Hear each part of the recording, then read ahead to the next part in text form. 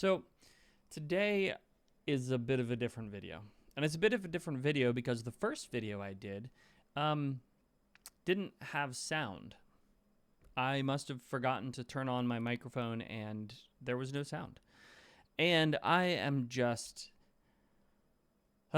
it's been a week. It's been a couple of weeks. And I just don't have the mental fortitude to set everything up again and record more videos. And I'll be back to it next week, but I thought that now was actually a great time to talk about one of the things that I had recorded a video on in my normal standing up over on the other side of the room setup.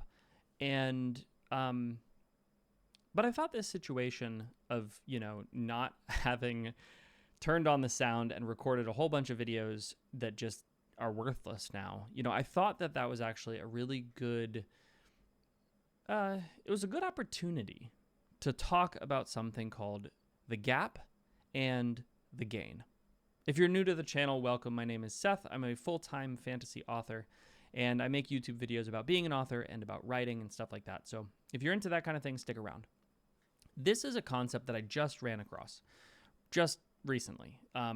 So it's pretty new to me, but it's a way of thinking about everything really that I find myself really appreciating. So let me tell you about the last few weeks.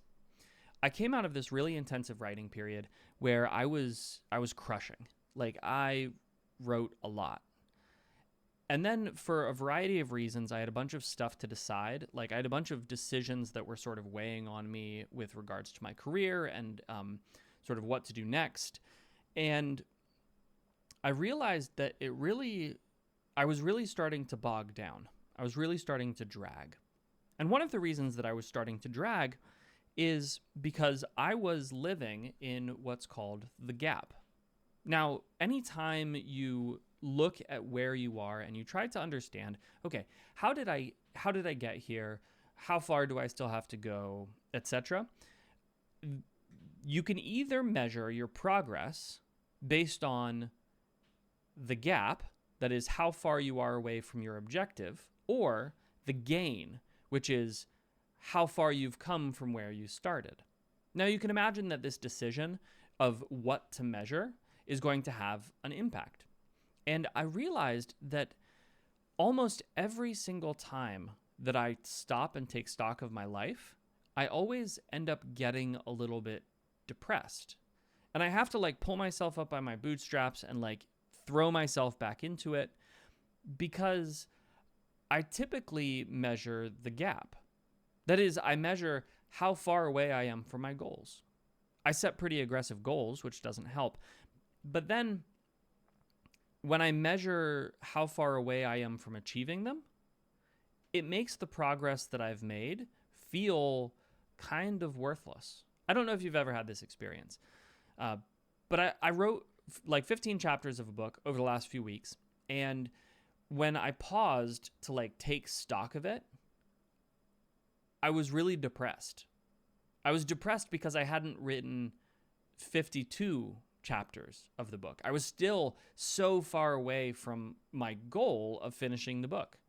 And there was this sort of feeling of oh man, what's even the point of doing this? And I hope you can see just how insidious and toxic that thought is. Because it's fantastic for me to write books, right? It's great for me to write stories. And the fact that I just undercut all of my effort simply because I wasn't further along toward my goal, I mean, that's just not a great way to live. That's not a good space to be in. And so when I ran across this concept of measuring the gain instead of the gap, it really caught my attention. And so I've been trying to do that. I've been trying to sort of shift my mentality into this idea where instead of measuring how far we have yet to go, we measure how far we've come. So when I look at my situation, instead of saying, I've written 15 chapters, I'm so far away from my 52 chapter goal, if instead I say, I've written 15 chapters and I'm making real progress in this story, that's 15 chapters that didn't exist before. And they're good chapters too. When I say it that way, it encourages me to keep going. It encourages me and motivates me to continue toward my goal. And I think we can often do this in life in general, right? We say, man, I really want to be a full-time author. And then when we stop and take stock, we measure ourselves against that goal of being a full-time author. That isn't actually helpful, because the distance between where you are now and your goal might take you a year, it might take you 2 years, it might take you 5 years, but it could also take you a month or 2 months or 3 months. You have no idea.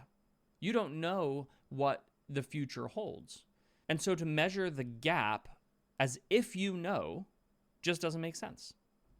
Instead, saying, okay, my goal is to be a full-time author, and I am making progress towards that goal. I'm moving forward towards that goal. And look how far I've come from where I started. That's something that you can be proud of. That's something that should motivate you to keep moving forward. So this is just a little bit of a shift in mentality that I'm trying to adopt. So when I saw that I had messed up this week's videos because I just never turned the sound on, instead of saying, my goal this week was to produce 3 videos and now I'm back at 0. Instead, I can measure the gain. I have practiced these 3 videos already, and my next attempt at these videos is going to be even better. So that's what I would like to encourage you with. And I'm trying to encourage myself with it as well. Because even though I'm a full-time author, like this is how I make my living, it isn't always easy to maintain. It's not easy to be working toward a goal constantly. You know, because being an author, like your goals never stop, right? They never go away. You have to write a book, and then after you finish that book, you have to write another book. Then after you finish that book, you have to write another book. And once you finish your series, you have to write a new series. Like it doesn't stop. And so measuring yourself in the gap against, you know, that ever receding goal, it's just sort of crazy to do. But I've never thought about it as crazy before this. Like I've never conceptualized it in this way. And so I just kept doing it. I kept measuring myself against this goal that's always getting further away from me. Because after you write one book, it's like, okay, now I've got to write a couple of books. And then your goal becomes, I've got to write 10 books. And then it's 15. And the other day I looked up and I was like, my goal is to write 60 books.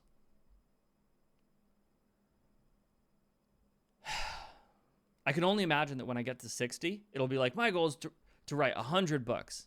Like, that just, there's something about that ever receding goal that doesn't help. But on the other hand, if I say, you know, in the last 5 years, I've written 30 books, that's really good. That's great. And even if you've only written 5 books, even if you've only written 1 book in the last 5 years, being able to finish a book is a monumental achievement. And so measuring ourselves in the gain instead of the gap just makes life better. Like it makes life easier to live. And I am all for things that make life easier to live. It's hard enough to live. So I think we can add a little bit of positivity into our lives. I think it's appropriate to live in the gain instead of in the gap. But that's just my thoughts on it.